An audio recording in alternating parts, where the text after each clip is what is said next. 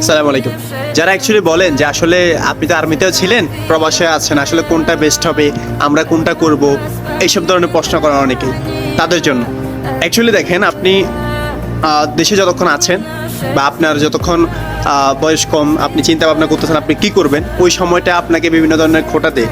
কেমন খোঁটা আমি বলি আপনাকে, যে যারা এখন প্রবাসে আছেন তারা কিন্তু প্রবাস আসার আগে প্রবাস কেমন বা দেশে থেকে কিন্তু বুঝতে পারেন নাই, আবেগের বশে অনেক কিছু বলে ফেলছেন, অনেক কিছু করে ফেলছেন, বা আসার জন্য আপনারা চিন্তা ভাবনা করছেন, কিন্তু প্রবাস আসার পরে দেখতেছেন যে প্রবাস থেকে চলে যাইতে ইচ্ছে করতেছে, কাজ করতে ইচ্ছে করতেছে না, প্রবাস এসে ভুল করে ফেলছি, এমন ডিসিশন নেন, তাই না?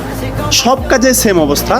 আপনি যদি আর্মির কথাও বলি আমি, আপনি আর্মিতে যতক্ষণ না জয়েন করবেন ততক্ষণ না ভিতরের অবস্থান বুঝবেন না, কোনো কিছুই বুঝবেন না। জয়েন করার পর ট্রেনিং জানা শুরু করবেন, ট্রেনিংয়ের পর হয়তো বা আপনার রিয়েলাইজ হবে না আমি সবচেয়ে বড় ভুল করছি, আমি আসলে আসা ঠিক হয়নি।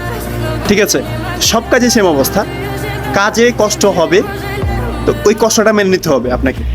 যারা অল্পতে খুশি আছে, অল্পতেই খুশি আছে, আর যারা একটু বেশি প্রয়োজন, ফ্যামিলি একটু সমস্যা একটু বেশি, তারাও খুশি আছে। কিন্তু আপনাকে একটা কথা মাথায় রাখতে হবে, কষ্ট করতে হবে। কষ্ট যেখানে যান, ছেলে মানুষ, আমরা কষ্ট করতে হবে, এই আর কি। তো মানা নিতে পারলে ভালো, না মানাইতে পারলে কষ্ট, এতটুকু।